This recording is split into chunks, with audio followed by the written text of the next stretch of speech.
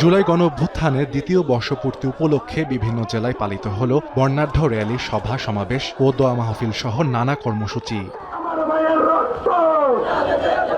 মঙ্গলবার ভোলায় আনন্দ মিছিল করে ছাত্র জনতা। এতে অংশ নেয় ছাত্রদল, ছাত্র শিবির, ছাত্র সমাজ, যুব ছাত্র শক্তি সহ সর্বস্তরের মানুষ। সমাবেশ শেষে জুলাই আন্দোলনে নিহতদের স্মরণ সহ জানানো হয় হত্যাকাণ্ডে জড়িতদের বিচারের দাবি। সর্বস্তরের জনসাধারণের আন্দোলনে শেখ হাসিনার খুনি নেতাকর্মীরা ভোলা থেকে পালিয়েছে। আওয়ামী লীগের সকল কার্যক্রম এবং তার সাথে কোনো প্রকার তৎপরতা চালাতে না পারে। কোন স্বৈরাচার আবার মাথাচাড়া দিয়ে ওঠার চেষ্টা করে ইসলামী ছাত্র শিবির এবং সকল ছাত্র সংগঠন মিলে ভোলা এটাকে প্রতিহত করা হবে। এখনো বেঁচে আছে বা এখনো আমাদের ভোলাতে অবস্থান করতেছে, তাদের বিরুদ্ধে কঠিন স্টেপ নিতে। স্বৈরাচার শেখ হাসিনাকে এই বিচারের আওতায় আনা হয়। যারা এই হত্যাকাণ্ডের সাথে যুক্ত, দেশে থাকুক দেশের বাইরে থাকুক, তাদেরকে আইন অনুযায়ী দেশে এনে আইনের শাসন প্রতিষ্ঠার মাধ্যমে তাদেরকে বিচারের দাবি।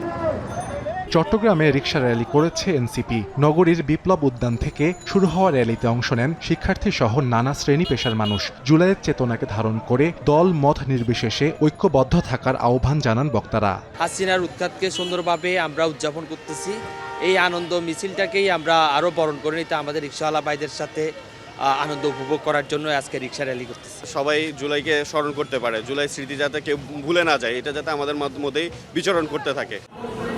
যশোরে সংবাদ সম্মেলন করেছেন জুলাই যোদ্ধারা। জুলাই আন্দোলনের চেতনা সমুন্নত রাখতে হত্যাকাণ্ডে জড়িতদের বিচার, আহতদের পুনর্বাসন, নিরাপত্তা ও সুশাসন নিশ্চিত সহ গণঅভ্যুত্থানের আকাঙ্ক্ষা বাস্তবায়নে জানানো হয় 10 দফা দাবি। জুলাই শহীদের স্বীকৃতি দেওয়া হয়েছিল, স্বীকৃতির ভিত্তিতে দ্রুত তাদেরকে শহীদের যে ভাতা, মর্যাদা বা পুনর্বাসন যে প্রক্রিয়াগুলো চলছে সরকারের, তাদেরকে অন্তর্ভুক্ত করা হয়।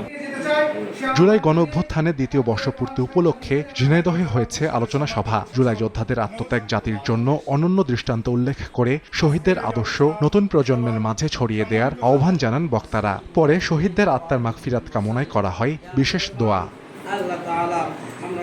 সাহাল আব্দুল্লাহ আলভি, সময় সংবাদ।